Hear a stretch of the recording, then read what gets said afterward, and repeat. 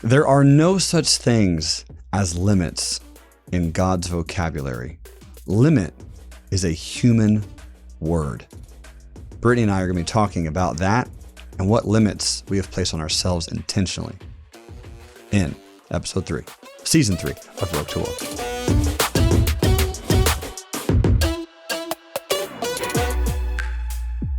All right, well, the world knows. 3 episodes into season 3, Britnie Turner has an island. And that's where we're at right now. What's this recording studio called? Ariel Studios. Boom.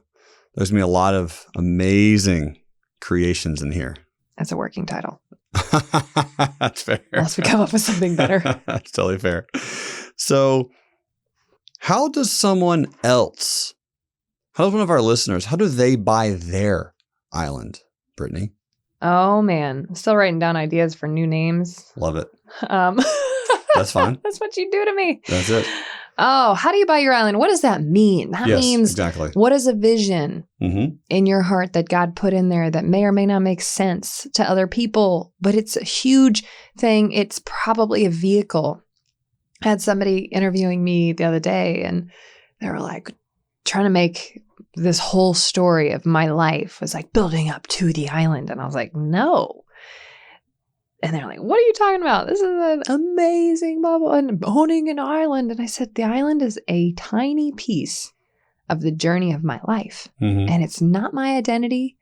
And that's why I'm okay having not talked about it for the last 5 years, because it does not define me. I'm the same Britnie Turner that lived in her car. Still saving lizards. That owns an island. And I'll be the same Britnie Turner as a billionaire. And I'll be the same Britnie Turner if I went broke. I'll be the same Britnie Turner. Like it does, things can't change your value. And I want you guys to hear this. You were born valuable. And you are going to die valuable. And no person's opinion of you can change your value. And I've let that impact how I believed myself in the past when somebody very close to me was putting me down, or I didn't get the approval of some leader in my life or some mentor or whatever. And that's, again, why it's so important whose voice you're listening to on identity. You cannot let a human being speak into your destiny and tell you what you are capable of doing because they cannot see your destiny. They have no idea. So to let them do that is insane. It is insane. Well, I wanted to get that straight when we dive into the story of this island because it's amazing, it's powerful, and it's a really cool and very sexy soundbite. But it does not make me any more valuable. It's a heck of an accomplishment, and I'm very proud of what I've had to overcome to be sitting here right now in the Ariel Recording Lab, or whatever we call this room, with Jerremy Alexander Newsom, one of the greatest teachers and speakers and leaders this earth is ever going to see. I get to sit here with you, and that is such an honor. And that's really the point of this place, is to be able to have and gather greatness so that more greatness is shared into the world. So what is your island? How do you buy your island? When I landed on this place, I was looking at it as a joke. I thought I'd potentially buy some island off of Haiti or some really rougher place. Yeah. You know. But when I landed here, I was like, okay, just walking around for fun, getting it in my subconscious that someday this is possible. But when God said, you are supposed to buy this island, I was like, what? And it was one of the first times I really doubted that it was possible because it was so big.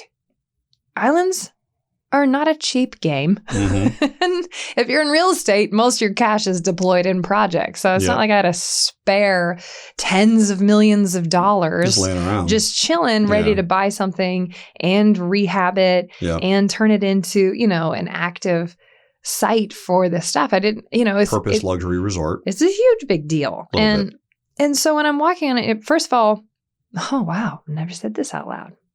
Another one. It was too nice. And I didn't feel worthy. There it is. Of owning something so nice. Thank you. Weird to share with y'all. I always pretend like nobody else can hear me. It's just me and you chatting.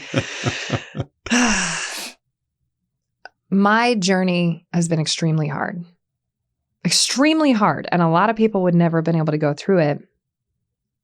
But I don't know if it had to be as hard as it was, or if I attracted half these problems without knowing it because I didn't believe in my heart that I was worthy of an easy path, was worthy of having anything just given to me, because I was raised that money was evil. I was raised not necessarily by my parents, but like by the society I grew up in my community, that money was evil. And so the only way I could justify it is if I had to go through hell in order to be entrusted with it. Now, I don't know exactly the path God takes us on for us to be able to be entrusted with this stuff, but apparently that was the path I needed because I had limiting beliefs that I didn't deserve something unless it was so hard and I earned it. Because I could never have earned this island. Bingo. I was living in my car officially 7 years before I first set foot on this. That's not long enough. That's not long enough. Is that long enough? Are you beating yourself up longer than you need to be? Yeah. Or have you transcended mentally, emotionally, physically, consciously enough to be able to be entrusted with it? And then once you see that picture, are you willing and able to step into that? Or now that the dream's presented to you, you sabotage? I hope everyone realizes how monumentally massive that micro magical mental moment is. That is incredible takeaway. Because I want everyone to know, and I want you to know specifically as my best friend, that good news, you're the only person that feels that way in the whole world. Yeah. Mm-hmm. It's just you. Yes. I knew it. As humanity, especially the ones that are connected deeply to a purpose, are going to feel that way. We are going to struggle with that so often. I do not deserve this. I haven't gone through enough. And I think one of the things that we've never talked about this openly ever until this exact conversation, you and I both attracted way more pain, so many and problems. Anguish. That's what this whole freaking podcast is about. Yeah. Is our pain. We have so much. We've lost it all numerous times. Too many. Why did we attract all this? And I think that's one of the reasons why, is because we had to battle so much through adversity and conquest and failure over and over, and loss. Deep emotional, monetary, spiritual, physical losses, because we did not feel that we deserved the things that were shown to us at an early age. I still think it comes from a pure intention. Absolutely. But this is super important, especially for the parents listening, to watch what you are imparting to your kid and the fear you're trying to instill in them. Are you telling them not to do things in a way that provokes fear in them? Or are you sharing with them how to have a mindset that can attract things easily? So something that God's been imparting to me lately is reminding me I am the daughter of the King, of the Creator of the universe. Like if I truly do believe in God and I believe that we're his kids, then why don't I act like it? If there's so much abundance out there, he can literally create worlds, planets, beings, all this stuff. If there is no lack, there's so much opportunity in the world. Why do I act like it's limited, or I'm being selfish for wanting, my heart is pure. I really do want to create a way. That's been tested to death. It's tested through the fires. Okay. This is my driver. Why would any thought of limitation be holy? If the more limitlessness I walk in, then the more people I can help, then the thought of limiting myself is so selfish. It's not selfish to be like, you have enough. No, it's selfish to say, you have enough. I'm the same Britnie Turner that lived in her car. That's that pure intent. You know, what can you be entrusted with to be a force for good? Mm-hmm. That's the point. When you live that surrendered life, then everything that you're entrusted with for however long you get to have it, you're a force for good with it. Thank you for saying yes to this podcast years ago. For those listening, we also had a second working title called The Acorn. Oh, it's terrible. I hated it. She hated it immediately. But once we broke to what came, we had PowerPoint and slides and branding within seconds of that title.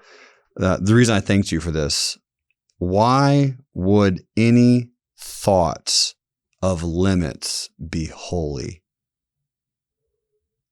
Why even have a thought of a limit? That's wild. My friends, think about this. Listen to this closely. Abundance has always been there. We create the limitations.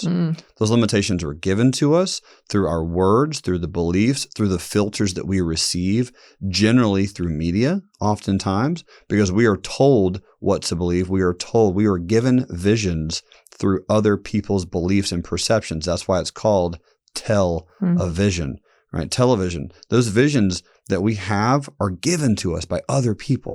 These beliefs, these dreams, these aren't ours. We have to test these and really uncover what the limits that we feel and where they came from. When we do that, we can remove them permanently. And yes, sure, just like weeds, other ones will come up, but it becomes a lot easier once you can rehab something to maintain it.